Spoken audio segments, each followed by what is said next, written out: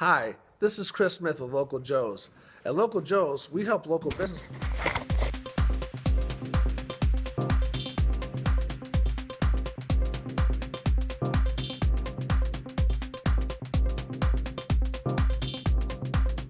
Hi, this is Chris Smith with Local Joe's.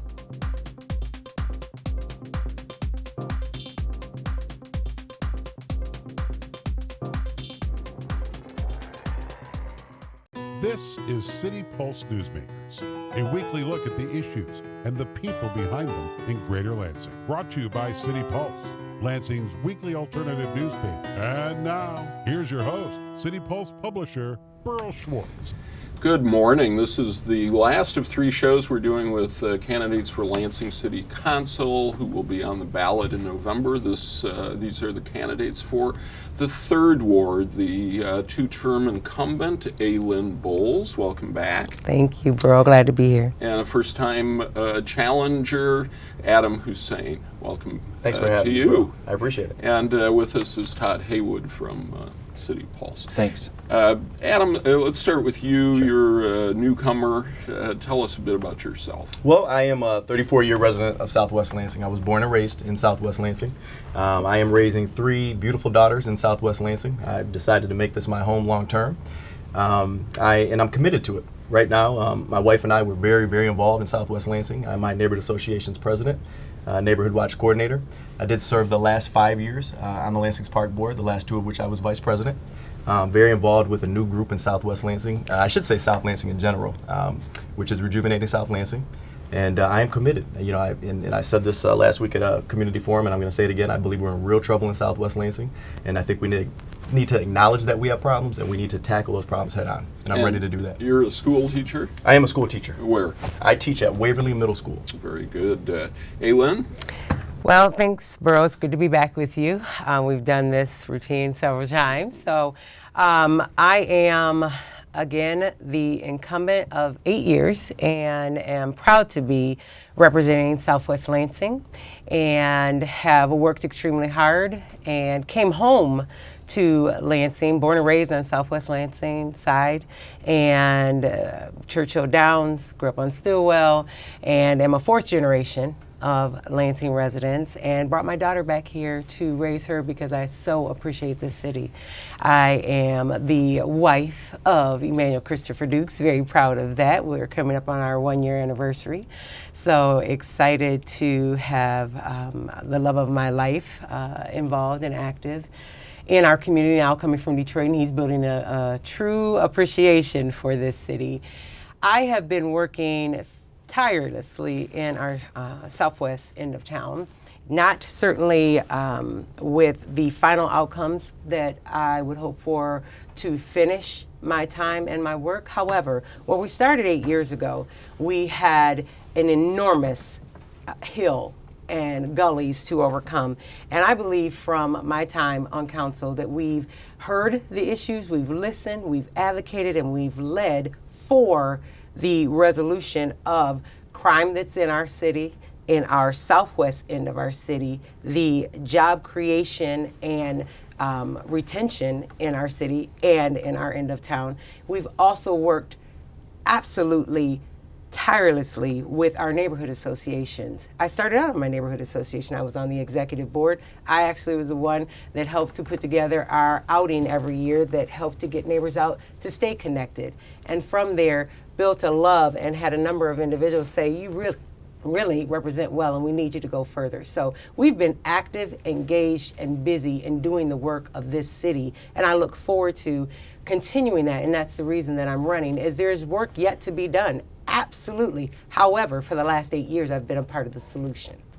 Very good. Adam, what are the enormous problems that Southwest Lansing is facing? Sure. You know, listen, with all due respect, I would be impressed if any of that were true. In Southwest Lansing right now, and me and Todd have driven around, and I've driven with people on the PAC board of, believe it or not, the Chamber of Commerce. And we've talked about the issues of Southwest Lansing, and I shared some of these issues last week at the candidate forum. My wife and I took an inventory. We have 109 vacant storefronts and buildings in Southwest Lansing. We have 27 liquor establishments. We have nearly 10 medical marijuana dispensaries. If you look at the epicenter of Southwest Lansing and you look at the Logan Square, we have 33 vacant storefronts in that plaza alone, chock full of code compliance issues. We have signage that's in disrepair. We have broken glass code compliance issues.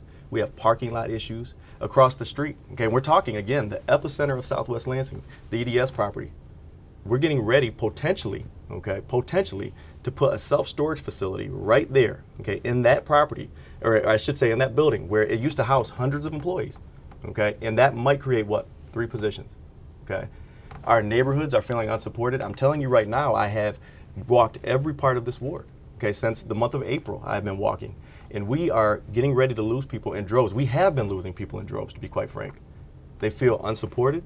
They feel that the neighborhoods are unsupported. With all due respect, I understand the police report that came out and the press release that came out about crime being down a third since 1990. But I'm going to tell you this right now. In Southwest Lansing, that is not the perception. The perception is that crime is up. As a matter of fact, when I talk to our police officers, they tell me that that is the most difficult part of town to patrol. We have 1 of the 6 CPOs stationed in Southwest Lansing. I think we need more. I think we need to actively put the tools in place. With all due respect, let me have a second. Sure. To actively put tools in officers' hands to get the work done. We need to identify those neighborhoods that are unsupported right now, because there are many that are unsupported, that have no structure, that have no organization. We need to look at our multifamily properties, okay, and make sure that the 5 to 6% of bad actors that are living there are following lease agreements. We need to work with those management companies, and we can do this. I know we can do this, but we have to put a team in place. We need somebody that is going to create relationships and leverage those relationships to move that part of town forward. We don't need a back patter, with all due respect. We need somebody that is going to put a team in place and move that part of town forward. And I believe I'm the right candidate. Hey, Lynn, are you more than a back pat? Well, since I think I'm the one that's being called the back patter, I am certainly a back patter as I do the work. What's interesting is, for the last 8 years, everything that's just been named, we have business owners that have been there who are disgusted with them being labeled as irresponsible, as we need something far greater. We have yet to celebrate them. They've been there for 44 years, several of them, 38 years, another, 34 years, another, and we are throwing mud on them and saying what they're doing isn't good enough. We appreciate that they're there while we go and look for additional businesses to come in. Interestingly enough, at the EDS, I'm on council and voted not to have that storage go into place. So we're hearing that that's not what the neighborhood wants, and we're doing the work to make sure they're not there. So with all due respect, since we're handing out respect as we slight one another, what I will make sure that we say and are clear on, giving the police officer tools start with writing a millage, which I fought for and I did on the board at Second Saturday. It failed first time in Third Ward because we needed to tweak that formula. I went out, worked with the neighborhoods and the neighbors. We met at Second Saturday, had that conversation, which Second Saturday is a meeting I host every month. Individuals are welcome to come there if they want to be a part of the solution rather than the problem. If they choose not to come, we certainly still work with the neighborhoods that we're saying have no neighborhood associations. Well, I've started 3 neighborhood associations. I just met with a group over at one of our complexes who has some concerns with their neighborhoods, and I'm working with them to help coalesce that discussion into something positive. I also just went to the Liquor Control Commission, which I've done on a regular basis, to ask them not to grant any further liquor licenses in our area, and attempted to testify with our school, Pamela Academy on Pierce Road, and also the church, Kingdom Life, with Coy Boykins. So as far as being supported and patting folks on the back and myself on the back, I think only pats come when you've done the work. And so with all due respect, when we look at what our housing market is today, let's go back 10 years before I started council. This problem didn't happen yesterday or during my watch. I'm coming in and working through problems that happened with the debacle of 2008 when we crashed our economy in general. So we had a lot of issues to deal with. We are dealing with individuals choosing to come back into neighborhoods like Coach Light Commons. And I just met with a young man named Jeremy when I was knocking the doors at where folks are saying they haven't seen anyone else in years other than me, and me holding their neighborhood association together. And Jeremy said he chose to buy his home. I talked to Peggy, and Peggy said, I am seeing new movement and new life coming into these properties that were dead and that did not have individuals in them. So while you're seeing individuals, don't know who you're talking to, running out of the ward in the neighborhood. I'm seeing individuals who have built their homes there, picked their lots, decided where they were going to live, that they wanted to be in their neighborhood, and they stayed. They raised their family there. They spent 46 years at GM. So I don't think that I'm removed at all, and I think my list of accomplishments for things that I've done, not things I'm supposing I want to do and I think I might want to fix, but things that I've actually done, stand on their own merit. All right, Todd. Well, I think you bring up the 2008 housing crisis, and I think that's a fair issue to bring up. We know that Southwest Lansing, in particular, was victimized heavily with subprime loans. Absolutely. That caused specifically the crisis on that south end. What can you do? What have you done to address that during your 2 years on council, or your 2 terms on council, and what will you do in the future to address that? And then same for you. Okay, well, as a licensed realtor, part of what I know for the housing stock is we have to understand that other 13,000 properties that we have that are registered rentals in Lansing, we need to address bad acting landlords and those that are not keeping them ill repaired, because we don't need to demonize those individuals that don't choose to buy their properties but choose to take advantage of that rental stock that we have, which folks have done in Southwest Lansing. Now, what we need to also do is make sure that when we're doing and working with the land bank and when we're working with landlords, that we are making sure that they are up to code. That's a part of making sure we have the code compliance officers and the premise officers that we need to do the inspections, to also come in and make sure that our housing stock is up to code, and as well as our commercial stock, so resident and commercial. Difficulty is we can want all of that to happen, and on council, I have desperately wanted all that to happen. 3 years ago, 3 budgets ago, I actually helped 3 of my colleagues write amendments to the budget to get funding for additional code compliances, to begin the studies that we're doing now. Nothing happens overnight. And the difference between a novice coming into this and looking at it from outside on what could happen is the absolute seasoned and bold leadership that I've been doing that will tell you we need to look at code compliance, keeping things up to code, making sure that we are marketing and advertising and pulling people to Southwest Lansing, making sure that crime is down, which is what the millage was for, to make sure our police and fire and first responders were up to speed, their engines were purchased and were up to regs.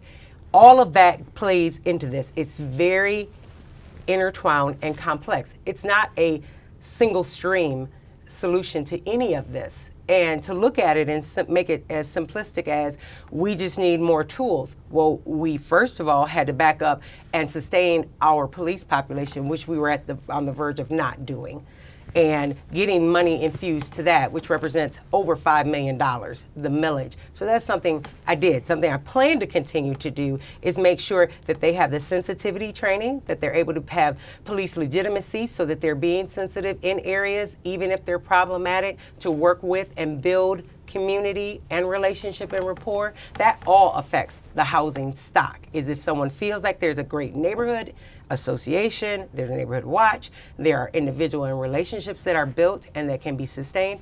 All of that has to do with what our housing stock looks like, and we need to sell that to folks. Let's give Adam a chance to I appreciate respond. the time. Let me. There's a lot that has been said, okay, since I last talked, and with all due respect, let me get back to the 35, the 40, the 45-year residents, and I'll obviously bleed that into your question and answer.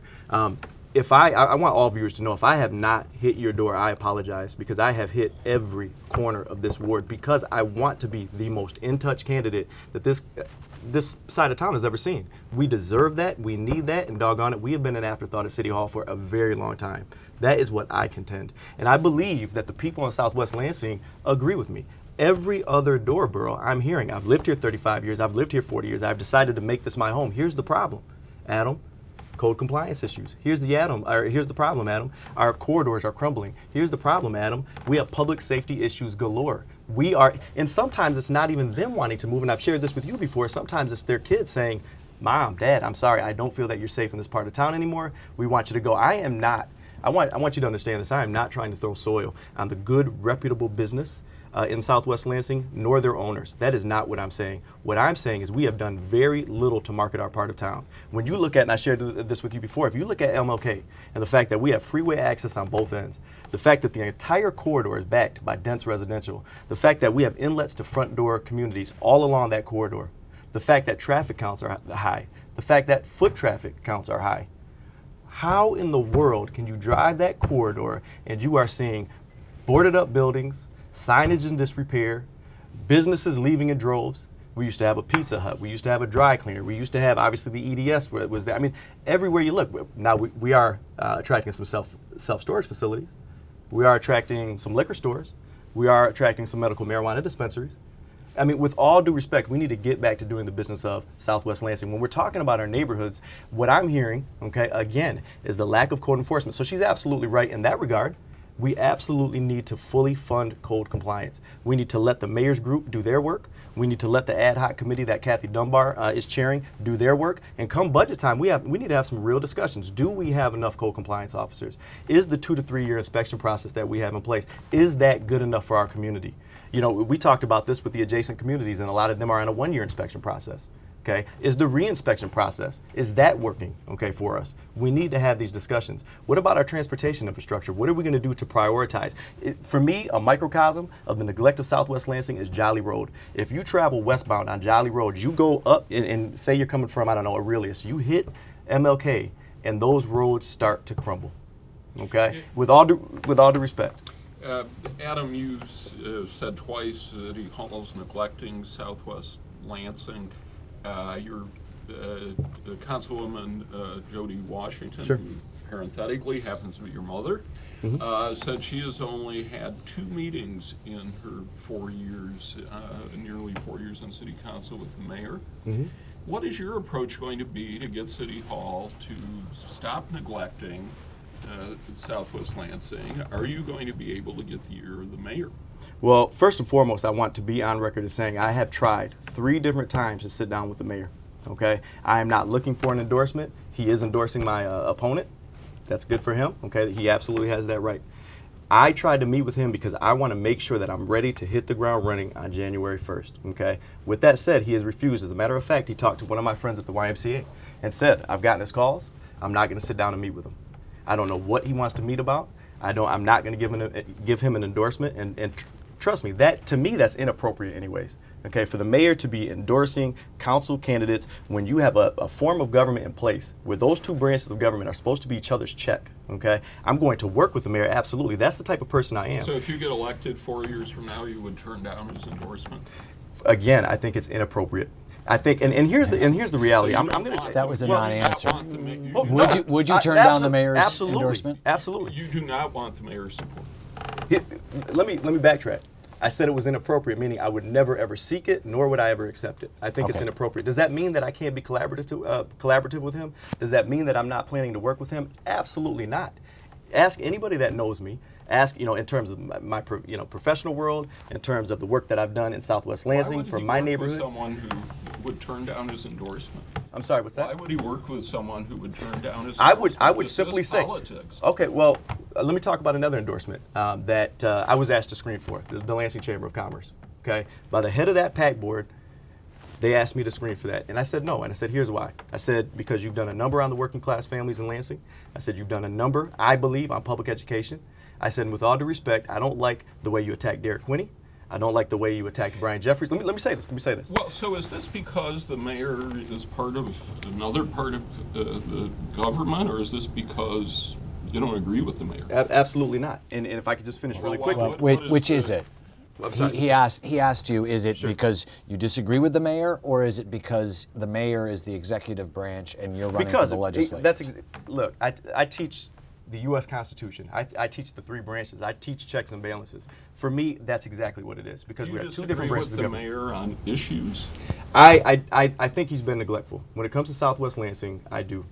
If you're talking about the aesthetics of downtown, I think he's done a good job. If you want me to rate the mayor, I'll rate the mayor. I think he's done a good job downtown. The problem with that is it was supposed to be the cash register for Lansing, correct? We've been hearing that for 10 years, that it was going to help us improve transitions to neighborhoods, that it was going to help us improve and support our corridors, that it was going to help us to fully fund code compliance.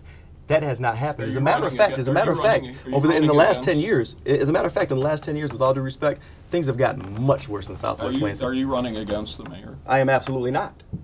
Absolutely not. What's your relationship now? I know you've had ups and downs with the mayor. He is endorsing you. Correct, and I think that speaks to my credit and to his, because we have had a very tumultuous relationship, and it's been issue-based. I wholeheartedly disagree with him on a number of things, and the bottom line is I'm an independent enough thinker, and I make my position well enough known, and I do my due diligence, that he knows that I am a worthy council member to have to contend with, because I do my homework, because I've done the work, because I have a proven track record, because I fought for grants for sidewalks in my ward, and we've had 2 distributions of that, because I didn't agree with the walk path, bike path, a non-motorized path on Waverly initially, because neighbors came to me and said, look, Aylin, this is going in our backyard, we don't know who's going to maintain it, we don't know, and the mayor was like, we're putting it in where it's good for everyone, it's good for South Lansing. And I said, but you haven't addressed these other issues. We don't have a clearance from Consumers Energy.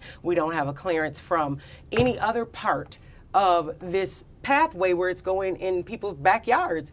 And we backed up. I pulled it back in committee. We had another meeting. Matter of fact, media was a little hot with me because they were like, this is a stunt. This is all, political showmanship. No, it was to get to the bottom of something. For he and I, that didn't bode well, because he didn't like the fact that I put a kibosh on something until we got it right. When we got it right and put it through, we now can both shake hands on the sides of that particular non-motorized pathway and say, we both worked on this. I don't like the way you went about it. I don't like the way you went about it. But doggone it, we got to the end that benefited the southwest end of town. And that's how we work. And we're never going to agree on everything, because I am an independent thinker and he is a strong personality. But what we have is a meeting of the minds of, we're going to agree to not be disagreeable. Will he see you if you ask him to? Oh, we've had times when he wouldn't. Absolutely. However, as president, I've had to work with him very closely. If he wanted something on the agenda, if he wanted to actually have the budget moved forward. From my time with him, though, and when he started the financial health team, I decided to work in conjunction with him and say, how can council work to benefit from that team's expertise and Dr. Eric Scarzoni's expertise out at MSU that the president of MSU is allowing us to utilize? How do we get that training? And then hosted a workshop that said, we need to know how to plan long term. Some of the things that my opponent is talking about, that has to have a plan attached to it, that has to be long term, not short sighted. Todd? So there's been a lot of stories about the lawsuits that are ongoing for you right now. Have there been any other credit-related lawsuits against you since 2005? No, not that I know of. Here's the thing. We have, during that time, gone through a lot. A divorce that was extremely messy, and I don't bumble to even say that. It's been asked. We've tried to be respectful of my 10-year-old daughter and not throw her deceased father under the bus. But when divorces get messy and individuals decide to drain banking accounts and forge checks, and you spend years cleaning that up, anyone who's been through a divorce, unfortunate as it may be, can speak to that and say sometimes it's not pretty. And this one was not pretty. So we had a lot to get through. We have taken care of, and we are still taking care of things, because things continue to come up that are unbeknownst to me. I am the executor of my ex-husband's estate because of my daughter. So we're cleaning things up as fast as we can. It doesn't make me perfect, but doggone it, it doesn't make me the person that some of the articles that have been printed paint me to be. The other case is still yet in court, and we're going to leave it there because we are looking forward to justice being served. So on that, I stand on the fact that my record at City Council, both as president 3 times, as vice president twice, working with the budget, working with my neighborhoods, working with individuals to build accountability. I'm certainly not running from that. Didn't run from the articles or the story, but we are going to let the justice system have its due process. And I'm looking forward to it being served, and to continue to have individuals say that innocent until proven guilty, Okay, and that is what we've I want to been. clarify. You said you have not had any other credit Unknown to lawsuits that you know of. To me, no. Okay, so you were not aware of a 2006 GC Financial lawsuit in 54A District Court, a lawsuit by Sparrow, or a lawsuit by a cardiologist? I am not. However, those were all on health issues. My husband died of kidney renal failure, my ex-husband, and as a household, he was on my insurance. So there very well may be other things, as I said, Todd. So if you're trying to have an aha or gotcha moment, any of those you could bring up, we would look into and get handled. But if you want me to pay for the sins of my ex-husband, who ultimately paid with his life, then we can continue to have this discussion. That has not stopped me in 2008, 9, 10, 11, 12, 13, 14, or 15 from serving the people of Lansing, from doing the due diligence, from doing the work when you call me in the middle of the night or you call me about someone who's called you at South Washington. Was I responsive? You were responsive to that person. Absolutely. I have done the work and will continue to do the work, and that's the difference. So for you, the credit issues should not be taken into account by voters. Voters have to vote their conscience, and I think voters have to look at both sides and the full record and the record of accomplishments, and I believe my record of accomplishments Adam, stands. you have some thoughts on that? I do, and the last thing that she said, that it has not kept her from serving her constituency, I would argue the contrary, to be quite frank.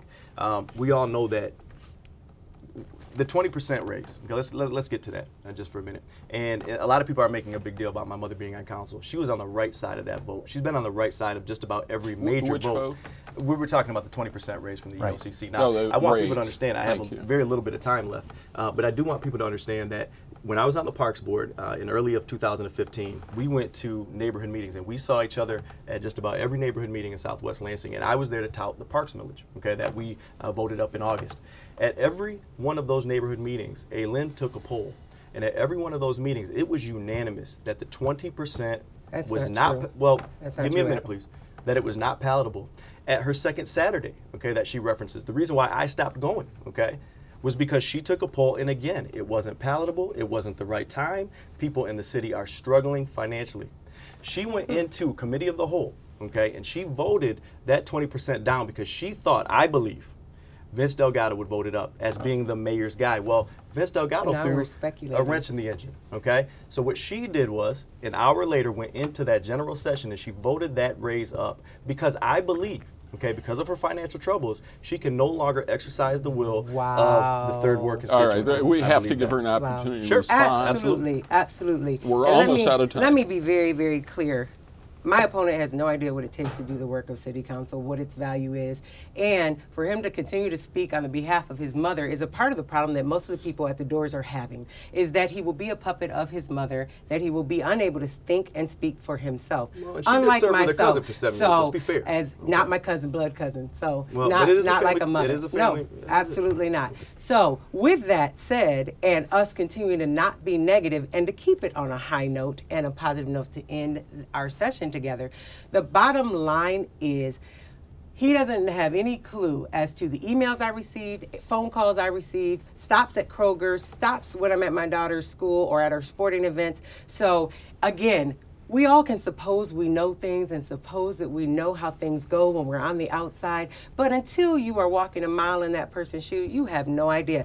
And for a teacher who teaches outside of the city of Lansing and has dogged the Lansing School Okay. District, I would say we would not want to talk about what affects We have to cut it off here. our We have to cut it off. Hey, decision Lynn, just making. quickly, who is your cousin? Derek Quinney Okay. is married to my cousin. All right, thanks everybody for watching. Obviously a spirited debate.